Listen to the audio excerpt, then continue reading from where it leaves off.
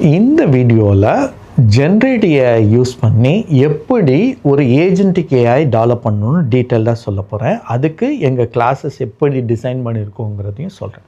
ஒருவேளை நீங்கள் இதுக்கு முன்னாடி இருந்த ஃபஸ்ட் ஜென்ஏஐ ஏஐ ஏஜென்டிக்கோட ப்ரீ ரெக்வசைட் உள்ள கோர்ஸாக இருக்கக்கூடிய எல்எல்எம் ஏஐயோட core programme or foundation programme பற்றி தெரியலன்னா முன்னாடி வீடியோ பார்த்துட்டு இதை பாருங்கள்.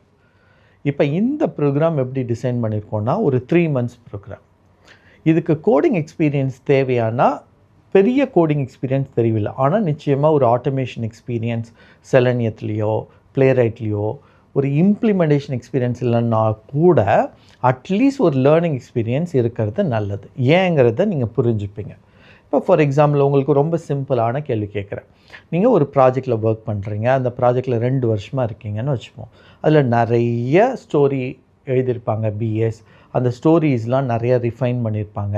அந்த ஸ்டோரிஸை பேஸ் பண்ணி நீங்கள் அந்த ஸ்ப்ரிண்ட்டில் இருந்தீங்கன்னா நீங்கள் டெஸ்ட் கேஸ் மேனுவலாக எழுதியிருப்பீங்க. அந்த டெஸ்ட் கேஸை சில டீமோ இல்லை நீங்களோ ஆட்டோமேட்டும் பண்ணியிருப்பீங்க. ஆனால் இங்கே பிரச்சனை என்னென்னா இத்தனையும் பண்ணுறோமே, அதெல்லாம் எங்கே போகுதுன்னா ஒரு ரெப்பாசிட்டியில் ஸ்டோர் பண்ணிக்கிட்டே வரீங்க. ஆனால் அடுத்த ரிலீஸில் அந்த ரெப்பாஸில் இருக்க டெஸ்ட் கேஸை போய் ரெஃபர் பண்ணி அதை பேஸ் பண்ணி நியூ டெஸ்ட் கேஸ் எழுதுறீங்களான்னா கிடையாது. கரெக்ட் தானே? உங்கள் நாலேஜில் என்ன இருக்கோ அதை பேஸ் பண்ணி நீங்கள் எழுதுறீங்க. நீங்கள் இதே புது ப்ராஜெக்ட்டுக்கு போகிறீங்க, அங்கே ஏற்கனவே ஒரு டீம் இருக்காங்க. அப்போ என்ன பண்ணுறீங்க? நீங்கள் நாலேஜ் ட்ரான்சிஷன் வாங்கிக்கிறீங்க, அதை பற்றி தெரிஞ்சுக்கிறீங்க. அப்புறம் 2-3 வீக் தாண்டின பிறகு இல்லை 2-3 ஸ்ப்ரிண்ட் தாண்டின பிறகு தான் உங்களுக்கு அந்த டொமைன் எக்ஸ்பெர்டிஸே வருது. ஒருவேளை இது ஏஐயில் எப்படி பண்ணுறது அப்படிங்கிறது தான் நாங்கள் ரேக் அப்படின்னு சொல்கிறோம். இந்த ரேகுக்கு ப்ரீ ரெக்வசைட் என்ன தெரிஞ்சிருக்கணும்னா பேசிக் ப்ராம்ப்ட் இன்ஜினியரிங், ஏபிஐ, அப்புறம் சூப்பர்வைஸ் ஃபைன் டியூனிங் மாடல்லாம் தெரிஞ்சிருந்தால் இது சூப்பராக செட் ஆகும். அதை ஸ்கிப் பண்ணி இங்கே வந்தீங்கன்னா you will miss lot of things. So இப்போ ரேக் படிக்கணுன்னா நான் எப்படியெல்லாம் படிக்கணும், நாங்கள் எப்படி சொல்லித்தரோன்னு டீட்டெயிலாக சொல்ல போகிறோம். இப்போ ஃபஸ்ட்டு 3 வீக்கில் உங்களுக்கு என்ன சொல்லித்தரப்போனால் வெக்டர் டேட்டாபேஸ்னால் என்ன, ஒரு ரெகுலர் டேட்டாபேஸ்க்கும் வெக்டர் டேட்டாபேஸ்க்கும் என்ன டிஃப்ரென்ஸ், செமாண்டிக் சர்ச் எப்படி ஒர்க் ஆகுது. ஃபார் எக்ஸாம்பிள் இப்போ அமேசான் வெப்சைட்டில் போய் ஒரு ஷூ தேடுறீங்க. அந்த ஷூ ஒருவேளை அவைலபிளாக இல்லை, ஸ்டாக் இல்லை, இல்லை இன்வென்ட்ரி இல்லை முடிஞ்சிருச்சுன்னா அவங்க நோ ரிசல்ட்டுன்னு போட்டு பிளாங்க் பேஜ் கொடுப்பாங்களா, இல்லை ரிலவெண்ட் ரிசல்ட்டை காமிப்பாங்களா? வேறு ஷூஸ்லாம் காட்டுவாங்கன்னா நிச்சயமாக வேறு ஷூஸ் காட்டுவாங்க. இப்போ ஒரு டாக்டரை போய் நீங்கள் அப்பாயின்மெண்ட் பார்க்குறீங்கன்னா அந்த டாக்டர் இல்லைன்னா அந்த டாக்டரோட சிமிலராக இருக்கக்கூடிய ஸ்கில்ஸ் உள்ள டாக்டரை காமிப்பாங்க. இப்போ நாங்கள் ரெஸ்யூமே லுக் பண்ணுறோம். நாக்ரியில் இப்போ ஏஐ வந்துடுச்சு, லிங்க்டின்ல ஏஐ வந்துடுச்சு. நான் ஒரு ப்ரொஃபைல் தேடுறேன், அந்த ப்ரொஃபைலில் இருக்கிற பர்சன் இல்லைன்னா வேறு ப்ரொஃபைல் காட்டும். இதே நீங்கள் ரெகுலர் டேட்டாபேஸில் பண்ணாது. அது யாரை query பண்ணுறோமோ அவங்க மட்டும்தான் வரும். இப்போ வெக்டர் டேட்டாபேஸ் என்ன கொடுக்குதுன்னா செமாண்டிக் சர்ச் கொடுக்கறதுனால உங்களுக்கு ஒரு பெரிய அட்வான்டேஜ் என்னென்னா, நீங்கள் ஏற்கனவே எழுதப்பட்ட ஒரு 200, 300, 1000, 10,000 டெஸ்ட் கேஸை கொண்டு போய் வெக்டர் டேட்டாபேஸில் செமாண்டிக் சர்ச்சோட போட்டுக்கிட்டிங்கன்னா அதோட மீனிங்கோட அந்த டேட்டாபேஸில் ஸ்டோர் ஆகிக்கும். அப்போ பெரிய அட்வான்டேஜ் என்ன அப்படின்னா, நான் ஒரு புதுசாக ஒரு யூசர் ஸ்டோரியை டெஸ்ட் கேஸ் எழுதுகிறோன்னா அந்த யூசர் ஸ்டோரியை நான் இன்புட்டாக கொடுத்தேன்னா அந்த டேட்டாபேஸில் போய் query பண்ணி இதுக்கு ரிலவெண்ட்டாக மேட்ச் ஆகிற எக்ஸிஸ்டிங் டெஸ்ட் கேஸஸ்லாம் கொண்டு வந்துடும். அதோ ஸ்கோர் கார்டில் கொடுக்கும். அதில் நீங்கள் எப்படி லேர்ன் பண்ணினா வெக்டர் டேட்டாபேஸ்னால் என்ன, அதில் எப்படி ஸ்டோர் பண்ணுறது, அதில் எப்படி இண்டெக்ஸ் பண்ணுறது, அதில் எப்படி ஒரு செமாண்டிக் சர்ச் ரன் பண்ணுறது, அதாவது வெக்டர் சர்ச்சோ ஒரு கீவேர்ட் சர்ச்சும் சில டைமில் தேவைப்படும். சென்னைக்கு என்னப்பா மீனிங், பெங்களூருக்கு என்னப்பா மீனிங் அப்படின்னு தெரியாது. கரெக்டாக? பட் வேறஸ் ஒரு வேர்டுக்கு டிஃப்ரெண்ட் மீனிங் இருக்கலாம். அப்போ சில இடங்களில் கீவேர்ட்ஸ் மெட்டா டேட்டாவுக்கு கீவேர்ட் பேஸ்டு சர்ச்சும் யூஸ் பண்ணுவோம். அதை எப்படி யூஸ் பண்ணுறது, ரெண்டுத்தையும் கம்பைன் பண்ணி எப்படி ரிசல்ட்ஸ் கொண்டு வருது, இதெல்லாம் தான் நீங்கள் ஃபஸ்ட்டு ரேக் 3 வாரத்தில் லேர்ன் பண்ணி ஒரு செட் ஆஃப் அப்ளிகேஷன், ஒரு user story to test case generate பண்ணுற ஒரு என்டையர் ஆப்பை நீங்கள் டெவலப் பண்ணி இம்ப்ரூவைஸ் பண்ணிக்க போகிறீங்க. இதெல்லாம் பண்ணி முடித்த பிறகு ஓகே இப்போ ஒர்க் ஆகுது, ஆனால் இதே மாதிரி மல்டிபிள் ஆப்ஸ் பண்ணும்போது போகும்போது இன்னும் ஃபாஸ்ட்டாக எப்படி பில்ட் பண்ணுறது அப்படிங்கிறதுக்கு தான் LangChain மாதிரியான, LangFlow மாதிரியான, LangGraph மாதிரியான இம்ப்ளிமெண்டேஷனுக்குள்ளே போகிறோம். அந்த LangChainல எப்படி ஒரு மாடல் இப்போ கிளாடில் ஒர்க் பண்ணிகிட்ருக்கேன், நாளைக்கு OpenAI ஸ்விட்ச் பண்ணோன்னா எவ்வளோ ஈஸி, அது எப்படி ஒரு ஒன் லைனில் கோடு எழுதுறது. இதே டைமில் நீங்கள் சேட்டில் போய் பார்த்தீங்கன்னா நீங்கள் பேசின கான்வர்சேஷன்லாம் மெமரியில் ஸ்டோர் ஆகிருக்கும்.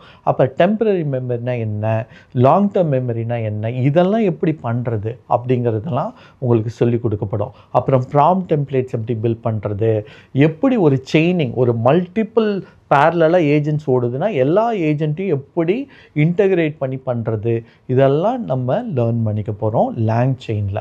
அப்புறம் LangGraphல பேரலும் லேர்ன் பண்ணிக்க போகிறோம். இதெல்லாம் பண்ணின பிறகு ஸ்டில் ரிசல்ட்ஸ் வந்துடுச்சு, எல்லாம் ஒர்க் ஆகுது ஏஜென்ட்ஸ். ஆனால் அந்த ஏஜென்ட்ஸ் கரெக்டாக ஒர்க் ஆகுதா எப்படி கண்டுபிடிக்கிறது? ஃபார் எக்ஸாம்பிள், நீங்கள் ஒரு சேட்டில் போய் ஒரு கான்வர்சேஷன் கேட்குறீங்க, அந்த கேள்விக்கு பதில் ஒன்று வருது, ஆனால் எவ்ரி டைம் அதே பதில் வருமா? வராது. ஒரு கேள்விக்கும் சேம் கேள்விக்கு வேறு பதில் வரும். அந்த பதில் சரியா இல்லையான்னு எப்படி டெஸ்ட் பண்ணோம்? மேனுவலாக டெஸ்ட் பண்ண முடியுமா? அப்போ AI டூல்ஸ் எல்லாம் பில்ட் பண்ணாலும் மேனுவலாக டெஸ்ட் பண்ண முடியாது. அப்போ அந்த AI டூலுக்கு முள்ளால் தான் எடுக்கிற மாதிரி அந்த AI ஏஜென்ட்டுக்கு இன்னொரு AI ஏஜென்ட் வழியாக தான் டெஸ்ட் பண்ணணும். அப்போ அதுக்கு என்ன ஃப்ரேம் ஒர்க் இருக்குன்னா DeepEval மாதிரியான ஃப்ரேம் ஒர்க் இருக்குது. அந்த DeepEval ஃப்ரேம் ஒர்க்கில் நிறைய மெட்ரிக்ஸ் இருக்குது. ஃபெய்த்ஃபுல்னஸ், கான்டெக்ஸ்ட் ரிலவன்ஸ் மாதிரி நிறைய மெட்ரிக் இருக்குது. இந்த மெட்ரிக்லாம் எப்படி மெஷர் பண்ணுறது, அது DeepEval எப்படி இம்ப்ளிமெண்ட் பண்ணுறதெல்லாம் டீட்டெயில்டாக சொல்லி தந்துடுவோம் அடுத்த வர கிளாஸஸில். அது இல்லாமல் MCP எப்படி பில்ட் பண்ணுறது, அதோடு எப்படி இன்டகிரேட் பண்ணுறதும் வேல்யூவோட அடிஷ்னல் கிளாஸஸாக உங்களுக்கு இங்கேயே சொல்லித்தரோம். இதெல்லாம் லேர்ன் பண்ண பிறகு ஹேக்கத்தான் ரன் பண்ணுறோம், டீம்ஸ் எல்லாம் பில்ட் பண்ணி சொல்யூஷன் பில்ட் பண்ணி சொல்லித்தரோம். இது சேம் 6 மெம்பர் டீம் உங்களோட ட்ராவல் பண்ணி ஹெல்ப் பண்ணி உங்களோட இம்ப்ளிமெண்ட் பண்ணி நிறைய சொல்யூஷன்ஸ் இருக்கும்.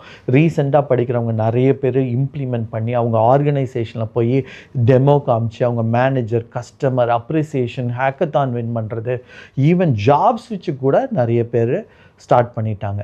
அப்போ நீங்கள் இன்னும் கொஸ்டினாக இதை வேணுமா வேணாமான்னு நினச்சிட்டிங்கன்னா இன்னும் நிறைய பேர் எங்களோட ட்ராவல் பண்ணி குயிக்காக படிக்கும் போது நீங்கள் ஆப்பர்ச்சுனிட்டியை கண்டிப்பாக மிஸ் பண்ணிடுவீங்க. நிச்சயமாக இது 3 மாதத்தில் படிக்கலாமான்னு கண்டிப்பாக படிக்கலாம். ஏன்னா நாங்கள் அந்த பேசிங் பண்ணுறோம். ஒன்லி திங் இஸ் வீக்கெண்டில் கண்டிப்பாக அட்டன் பண்ணுங்கள், மிஸ் பண்ணாமல் வாங்க. அது இல்லாமல் நாங்கள் கொடுக்குற ஹோம்ஒர்க்கை கரெக்டாக பண்ணிட்டீங்கன்னா நிச்சயமாக இந்த செகண்ட் ஃபேஸு 3 மாதத்தில் முடிச்சிடலாம். அதில் 2-3 ஏஜென்டிக் அப்ரோச் வேறு நிறைய டிஃப்ரெண்ட்டாக ட்ரை பண்ணி இம்ப்ளிமெண்ட் பண்ணுறோம். அதில் நாங்கள் நிறைய teston.ai வெப்சைட்டில் பார்த்திங்கன்னா நாங்கள் ஒரு 12 ஏஜென்ட்டில் 7 முடித்து ஏற்கனவே ப்ரொடக்ஷன் போயிட்டோம். அந்த ஏஜென்ட்ஸ் எல்லாமே உங்களுக்கு சொல்லித்தரோம். ஆனால் அதை அப்படியே கோடாக கொடுக்காம நீங்கள் பில்ட் பண்ண சொல்லி அதை உங்களை எக்ஸ்பீரியன்ஸ் பண்ணி டெஸ்ட் பண்ணி அப்புறம்தான் உங்களோட ப்ராஜெக்ட் மேனேஜருக்கோ கஸ்டமருக்கோ சொல்லுங்கன்னு சொல்கிறோம். ஸோ இவ்வளவும் நாங்கள் சொல்லிக் கொடுக்கும்போது இந்த ப்ரோக்ராம் வேர்த்தான்னு நீங்கள் கேள்விப்பட்டினா 100% வேர்த். இந்த ரேகை சொல்லிக் கொடுக்கறதுக்கு மட்டும் நிறைய பேர் 75,000லேருந்து 1,00,000 ரூபா சார்ஜ் பண்ணுறாங்க. இதை ஒரு டெஸ்டருக்கு என்ன ஸ்பீடில் சொல்லித்தரணும், எவ்வளோ பேசிங் இருக்கணும், என்ன மாதிரி எக்ஸாம்பிள் சொல்லணும்னு எங்களுக்கு புரிஞ்சதுனால நாங்கள் அதை ஆல்ரெடி இம்ப்ளிமெண்ட் பண்ணி சக்ஸஸ்ஃபுல்லாக டெப்ளாய் பண்ணதுனால உங்களுக்கு டீட்டெயில்டாக சொல்லித்தரோம். இதுலேயும் Azure OpenAIயோட ஆக்சஸ் கொடுக்குறோம். ஸோ இவ்வளவும் நாங்கள் கொடுக்கறதுனால வேர்த்தாக நீங்கள் சீக்கிரமாக எனேபிள் பண்ணிக்கங்கன்னு ரெக்வெஸ்ட் பண்ணுறேன். உங்களுக்கு இன்னும் டவுட் இருந்தால் எங்கள் டீமை கால் பண்ணி கேட்டுக்குங்க. ஓகேவா? ஒருவேளை நீங்கள் சென்னையில் இருந்தால் ஒரு மீட்டப்போ 2 மீட்டப்போ பண்ணுறோம். Those are not in Chennai, நிச்சயமாக நாங்கள் வர்ச்சுவலாகவும் அடிஷ்னல் மீட்டப்ஸ் பண்ணுறோம். ஸோ அதனால் மிஸ் பண்ணாமல் எனேபிள் பண்ணிக்கோங்க.